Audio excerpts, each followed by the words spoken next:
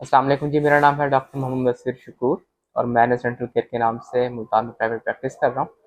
तो last video में मैंने बात की थी कि हम दांतों को बाकायदगी से ब्रश करते हैं, लेकिन उसके बावजूद जो है ना हमारे दांतों में कीड़ा लग जाता है।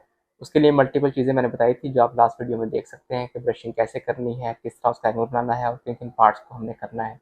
अच्छा, वो सब कुछ हमने कर लिया, लेकिन उसके बावजूद जो है ना हमारे दांतों में जो कीड़ा है वो लगता है और वो ख़त्म नहीं होता। तो उसकी वजह मैं बताना चाह रहा था कि मज़ीद क्या चीज़ है जो जिसकी वजह से ये इशू आता है। तो उसका आज पार्ट 2 है।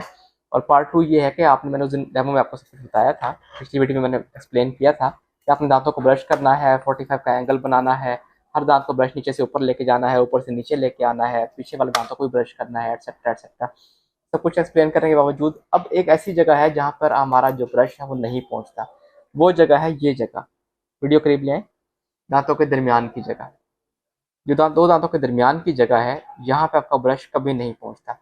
पहुंचता भी है तो उसके कुछ फाइबर्स पहुंचते हैं, कुछ फाइबर नहीं पहुंचते। ये देखिए, उसके साथ इधर से लेके जब तक आर पार जो है वो नहीं होता। तो इससे क्या होता है कि फूड हमेशा यहीं पर फंसता है और यहीं से जो है ना अक्सर कीड़ा जो लगता है। और यहाँ से कीड़ा जब लगता है तो अक्सर इशू ये आता है कि वो बहुत तेज़ी से फैलता है और रूट कनाल तक पहुँच जाता है। क्योंकि जब यहाँ से लगता है तो अक्सर जो बात हमने देखी है वो रूट कनाल पर ख़त्म हो रही होती है, वो बहुत तेज़ी से फैल रहा होता है। तो क्योंकि ये दो दांतों के दरमियान की जगह है, यहाँ आपका ब्रश ने नहीं जाना। तो इसको साफ करने के लिए क्या चीज़ है?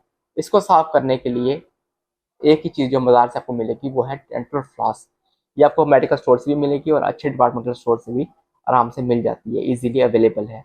अब आम धागा भी इस्तेमाल किया जा सकता है, जिससे हम दांत से जो खाना फंसा हुआ निकाल सकते हैं और दांत को साफ कर सकते हैं। लेकिन आम धागा नुकसानदेह है। उसकी वजह ये है, एक तो वो कमज़ोर होता है, अक्सर दांत से साफ करते हुए टूट जाता है। दूसरी वजह क्या होती है, उस पर जरासीम लगे होते हैं, वो साफ नहीं है।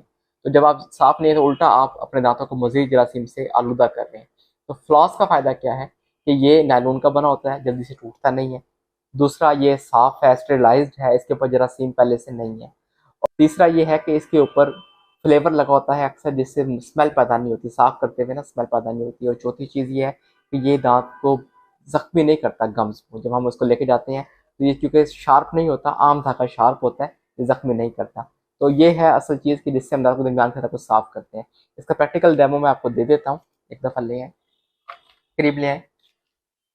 ये देखिए, दो तरह की फ्लॉस अवेलेबल है मार्केट के अंदर ना। एक तो ये है जिसे हम करते हैं, दूसरा ये एक हैंडल वाली है। मैं आपको दोनों के बारे में बता देता हूँ।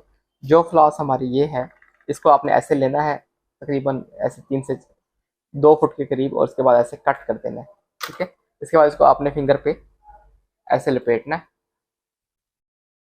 ये देखिए, ये आपने लपेट ली। इससे आपने दांतों को साफ करना है। ये देखिए, दांतों के दरमियान आप लेके जाएंगे और उसके बाद इसको दांत को रगड़ते हुए साफ कर लेंगे।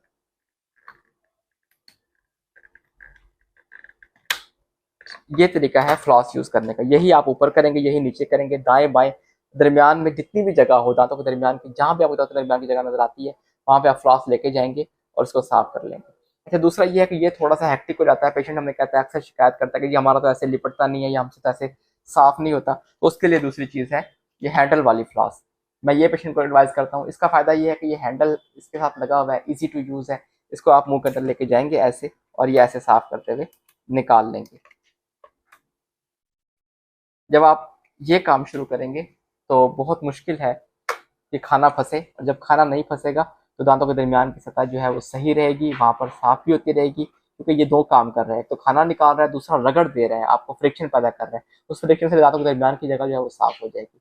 तो जब एक आप ब्रशिंग से आप साफ कर रहे हैं, दूसरा आप इससे फ्लॉस के साथ साफ करेंगे, तो उम्मीद है कि उससे आपको इशू नहीं आएगा। बाकी इसके क्या यही काफ़ी है? ये भी पॉसिबल नहीं है, ये भी काफ़ी नहीं है। इसके अलावा भी हमें कुछ मेजर्स करनी होती है, वो हम पार्ट 3 बनाएंगे तो इंशाल्लाह आपको गाइड कर देंगे। Thank you.